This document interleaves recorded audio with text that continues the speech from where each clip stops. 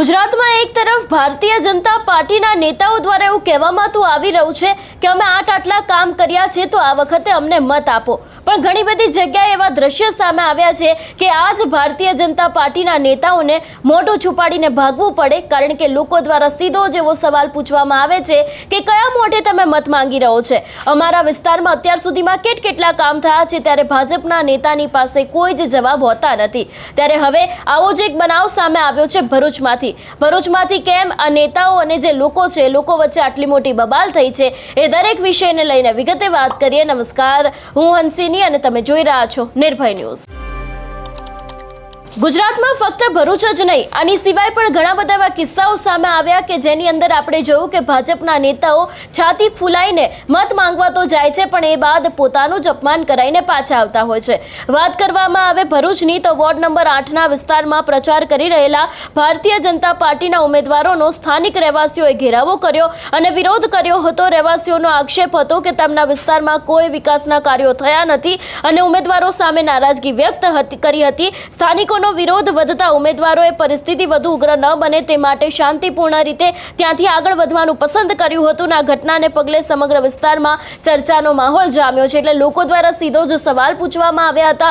લોકો દ્વારા ક્યાંક ને ક્યાંક વિકાસને લઈને વાત કરવામાં આવી હતી ને એ બાદ ભારતીય જનતા પાર્ટીના નેતાઓની પાસે કોઈ જ જવાબ નહોતો ને વિવાદ વધારે ઉગ્ર ન બને એટલા જ માટે થઈને તેઓ ત્યાંથી ચાલ્યા ગયા હતા એવી વિગત સામે આવી છે। સૌથી પહેલા તો લોકો અને જે ભારતીય જનતા પાર્ટીના નેતાઓ છે, લોકોની વચ્ચે આખી બબાલ થઈ હતી એ વિડિયો ઉપર નજર કરીએ।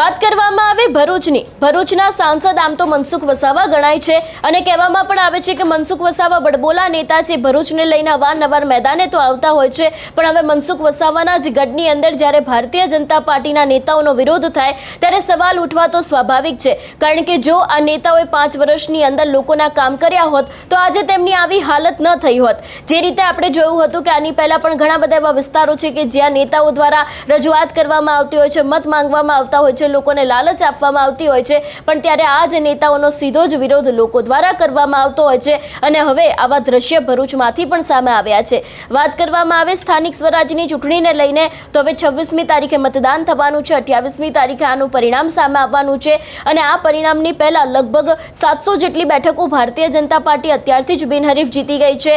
એવું પણ કહેવામાં આવી રહ્યું છે કે આ વખતનો જે આદિવાસી વિસ્તાર છે એના સમીકરણોમાં ક્યાંક બદલાવ આવી શકે છે, કારણ કે આમ આદમી પાર્ટીની એક્ટિવનેસ ત્યાં વધારે જોવા મળી રહી છે. ઉત્તર ગુજરાતમાં કોંગ્રેસની એક્ટિવનેસને કારણે ક્યાંક ને ક્યાંક આ વખતે સ્થાનિક સ્વરાજની ચૂંટણીના સમયે પરિણામો છે તે ચોક્કસથી બદલાઈ શકે છે એવી શક્યતા છે. પણ જે રીતે અત્યારે હાલ ભારતીય જનતા પાર્ટીના નેતાઓના વિરોધ થઈ રહ્યા છે, તે લોકો જે બણગા ફૂંકી રહ્યા છે પોતાના વિકાસના કામોના, એ જ બણગાના જે કહી શકાય કે જે સવાલો છે અત્યારે હાલ ક્યાંક ભાજપના નેતા ઉપર પણ એટલા જ ઊભા થઈ રહ્યા છે. આ સમગ્ર વિષયને લઈને તમારો શું અભિપ્રાય છે અમને કમેન્ટ કરીને ચોક્કસથી જણાવજો. તેની સાથે અમારી ચેનલ નિર્ભય ન્યૂઝને લાઇક, શેર અને સબસ્ક્રાઇબ કરવાનું ભૂલશો નહીં. નમસ્કાર.